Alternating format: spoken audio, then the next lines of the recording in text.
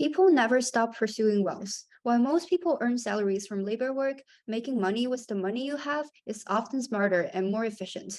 Then, investing in the stock market becomes one of the most well-known money begets money approaches that has been embraced for hundreds of years. However, the stock market is too complex and risky to come up with a perfect or best strategy. Usually, only a small number of factors or signals are enough to form an effective one. It's our pleasure to introduce our evolutionary game theory and time series returns rank strategy to you. We tested this quantitative approach in the Chinese stock market and found it very significant and successful. However, there is still a disclaimer. Since the market is full of randomness and risks, we don't guarantee you to become a millionaire or billionaire by applying our strategy. However, as George E.P. Box said, all models are wrong, but some are useful. Our model may provide valuable insights and implications for your investment. So now, let's get started. We're going to introduce our strategy from data collection, model specification, and results and discussion. Hope you can obtain some enlightenment after our presentation.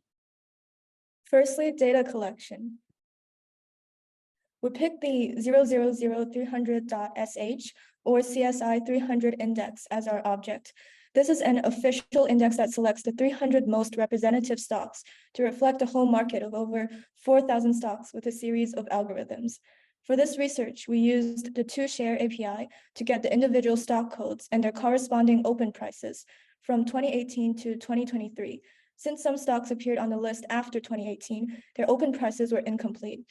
So 166 out of 300 stocks remained. Here's the graph that shows the open price curves of 20 randomly selected stocks.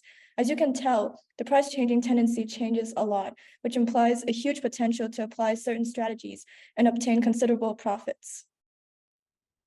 Now, let me explain our model in detail. We want to develop a multi-factor quantitative strategy that takes in two parameters, delay and stock number.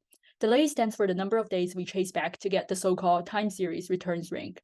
For example, if delay equal to 3, we look at the open price of today and that of 3 trading days ago and compute the returns for all 166 stocks.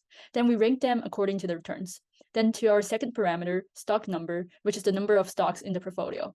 Say, if we pick 12 as our input, then it means that we choose the top 12 stocks and bottom 12 stocks based on the rank that we just came up with and form the two strategies.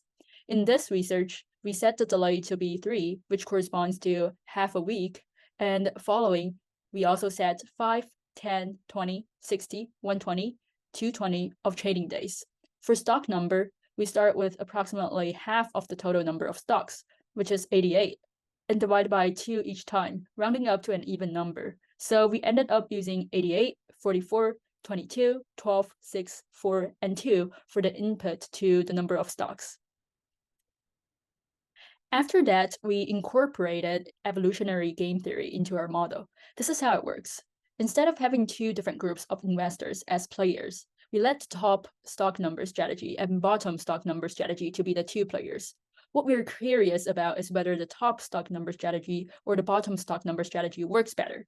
In other words, we want to test if the time series return rank is a top-oriented factor or a bottom-oriented one. If it's top-oriented, then it implies that the more the open price rises in a period of time, the more likely it's going to rise again. If it's bottom-oriented, then it implies that the more the open price drops in a period of time, the more likely it's going to rise back. But how could we determine which strategy is better? This is where the evolutionary part comes into the picture. Let's say we allocate 50% of our initial assets for each of the two strategies in the very beginning. The next day, as open prices update, each strategy would have its return, and we can change our allocation percentage by adding the absolute value of the returns difference to the preferable strategy. Then, as we backtest the strategy from 2018 to 2023, we can see the two curves of allocation percentage, or what we call evolutionary share, as shown in the graph on the left. In this way, when and how much a strategy is better than the other can be clearly shown, and we can see the evolutionary trajectory of our game theory approach. If this still seems a little bit too abstract or confusing to you, let's go over an example to see how our model works specifically. Let's say we set delay equals 20 and stock number equals 12. So we first compute the returns according to the delay, which means to subtract the open price from 20 trading days ago and divide by the open price from 20 trading days ago. We can then give ranks to the 166 stocks and choose the top 12 and bottom 12 groups.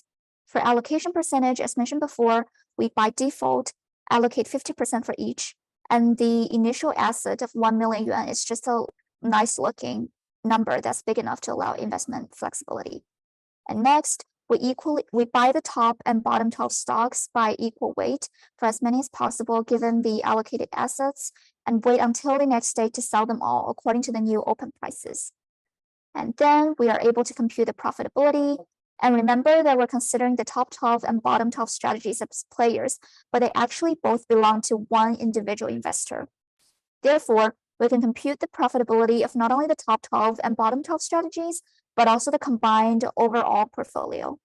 And after that, we redo the computation of rank and group and update the allocation percentage based on the difference in profitability of the previous day to come up with the new portfolio. We then buy stocks according to the new portfolio and repeat the process over and over again for backtesting, keeping track of the profitabilities, practical profits, and changes in allocation percentage of both groups over time. So we evaluated the results of each backtesting case given different parameters with the following benchmarks: profitability, profit, Sharpe ratio, Sortino ratio, max drawdown, and comma ratio. Okay, here are our results and interesting discoveries. Since we take in two parameters, a helpful way to analyze the results is to fix one parameter and see how the Sortino ratio and Sharpe ratio of our evolutionary version strategy change along with the other parameter. Sortino ratio and Sharpe ratio are both risk-aware reflections of a quantitative strategy. A higher value implies a better strategy. Now, when we fix the delay, it's obvious that both ratios reaches a rather steady state along with the increase of stock num. Moreover, for a good delay setting like 3, 20, or 60, the strategy is most effective when stock num equals to 12. So essentially, we only need a small number of stocks on hold to optimize the balance between risk and benefits. Similarly, when we fix the stock num, both ratios reaches a rather steady state along with the increase of delay too.